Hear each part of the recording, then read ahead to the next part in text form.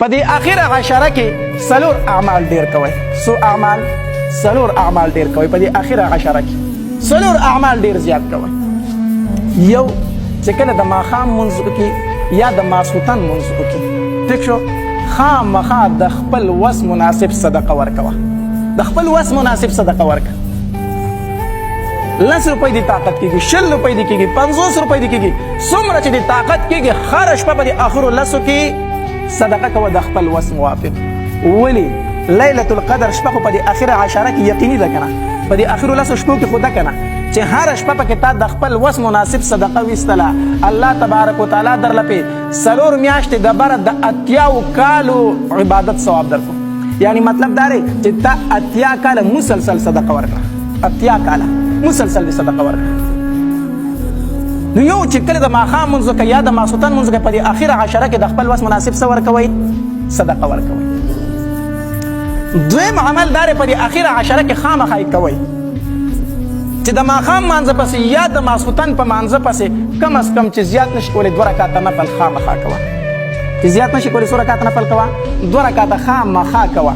ځکه چې اخره عشره کې ته په هره شپه کې 2 رکعته نفل کوي که نه، نو د لیلة القدر شپه خو پکې یقیني ده که نه؟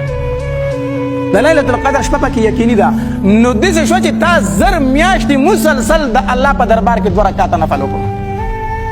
نو 2 رکعته نفل پکې خامخا کوئ. دریم عمل پکې څه شی کوئ؟ تراویح خو پکې بالکل مه قضا کوئ.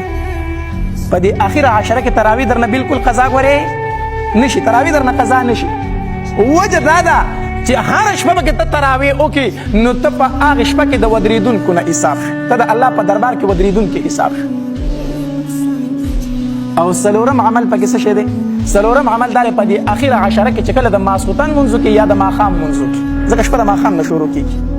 نو چې د ماښام لمونځ دې وکړه کو د ماسخوتن لمونځ دې وکړو، کښېنه لږ په خپل ځای باندې 3 پیرې قل هو ووایه. څو پیرې؟ 3 ځله قل هو سوره اخلاص، قل هو الله احد سورت، دا 3 پیرې ووایه. ځکه حدیث مبارک کې راځي نبی علیه الصلاة والسلام فرمایي وایي چا چې 3 پیرې سوره اخلاص ولوستو د قرآن ختم کو. ګویا چې د څه ختم کو؟ نو سوره اخلاص ته یو ځل وي 10 سپارومنې ثواب لري، 2 ځله دې وي د 20 سپارومنې، 3 ځله دې وي د 13 سپارومنې ثواب لري.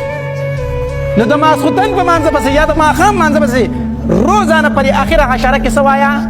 3 پیرې قل هو وایه. نو داسې شوه چې تا پکې په لیلة القدر په شپه کې قرآن ختم کړو. ګوره لیلة القدر شپه خو به پکې خامخا وي که نه؟ نو چې هره شپه ته وایي نو داسې شوه چې تا پکې څه ختم کړو؟ قرآن ختم کړو. قرآن مشکل کار خو نه دی که 3 ځله قل هو ویل څومره اسان کار دی. الله ډېر مهربانه ذات دی.